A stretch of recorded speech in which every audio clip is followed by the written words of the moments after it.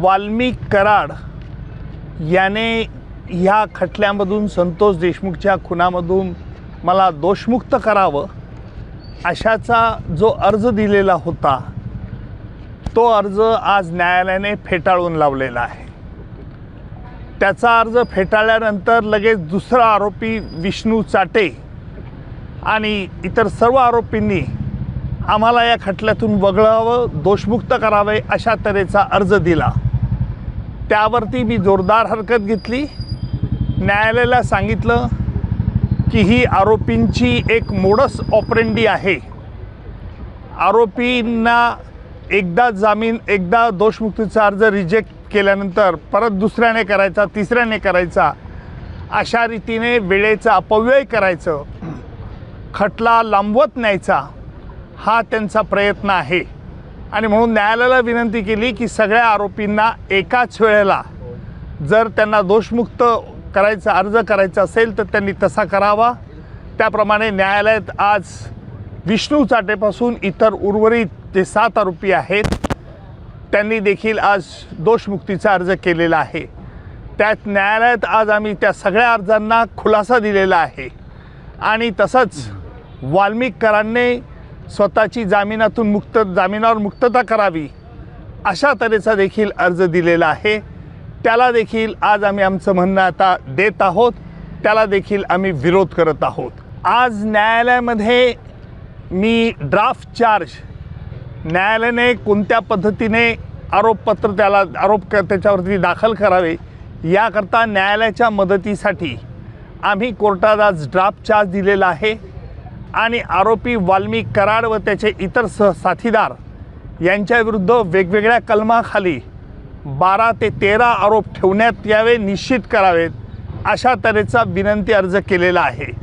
अर्थात या अर्जाची सुनावणी ह्या आरोपींनी जो दोषमुक्त करायचा अर्ज दिलेला आहे तो डिसाईड ज्या वेळेला होईल त्यावेळेलाच त्याची सुनावणी लगेच घेतली जाईल आणि एकदा आरोपींच्या विरुद्ध आरोप निश्चित न्यायालयाने केले की मग खटल्याची प्रत्यक्ष सुनावणीला सुरुवात होईल। काय झालं कुठे वेळ लागतो असं आपल्याला वाटत नाही का? काय फास्ट ट्रॅक कोर्टामध्ये हा खटला हे फास्ट असं हे आरोपी 8 आहे। प्रत्येक आरोपीला नैसर्गिक न्यायदान तत्वानुसार बचावाची संधी द्यावी लागते। न्यायालयाने तशी संधी दिलेली आहे, त्याच्यामुळे हा खटला कुठे लांबणीवर पडतोय अशातला भाग मुळीच नाही। सर, संपत्ती जप्तीबाबत हे अर्ज होता, हां, न्यायालयाने संपत्ती जप्त आणि त्याचे अकाउंट फ्रीज करण्याचा निर्णय राखून ठेवलेला आहे।